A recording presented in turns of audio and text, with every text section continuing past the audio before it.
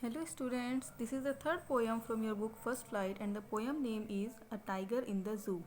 This poem is composed by Leslie Norris. First of all, I want to say something about this poem. This poem is about a tiger. The tiger is a proud creature, but it is shame that such a powerful, agile and untamable animal should be caged in a zoo. This poem consists of 5 stanzas, each is made up of 4 lines. The poem has two distinct settings. The first setting is that of the zoo where the tiger is put in a cage.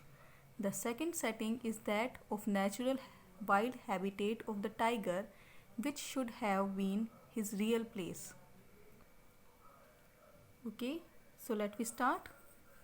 He stalks in his vivid stripes the few steps of his cage on pads of velvet quiet in his quiet rage. The tiger is bound in his cage. Stripes on his skin are clearly visible. His heels look like pads of velvet. On his pads of velvet, he walks quietly within his cage.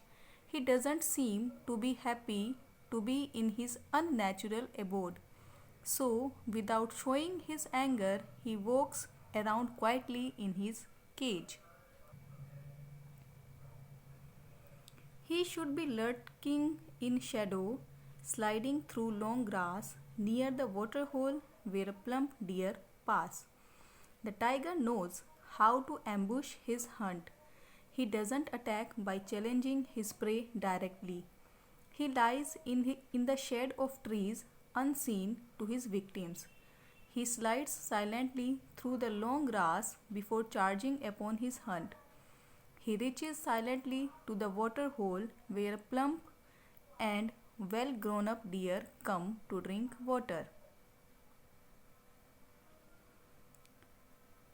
He should be snarling around houses at the jungle's edge, baring his white fangs, his claws, terrorizing the village. The poet says that had he not been bound in his cage, the tiger would have been roaming around freely.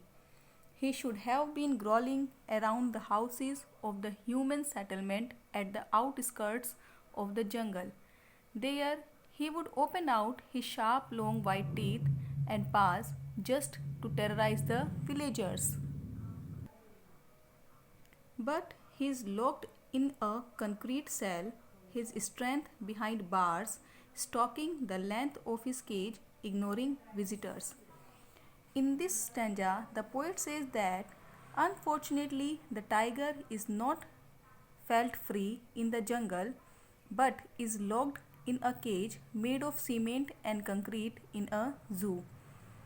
His unbound strength is caged in behind the bars.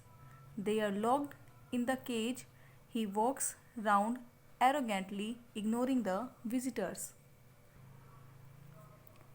He hears the last voice at night, the patrolling cars, and stares with his brilliant eyes at the brilliant stars. At night, the caged tiger hears the last voices of the patrolling cars. Being locked in the cage, he looks towards the sky. He goes on staring the brilliant stars that are shining freely in the sky like his brilliant eyes.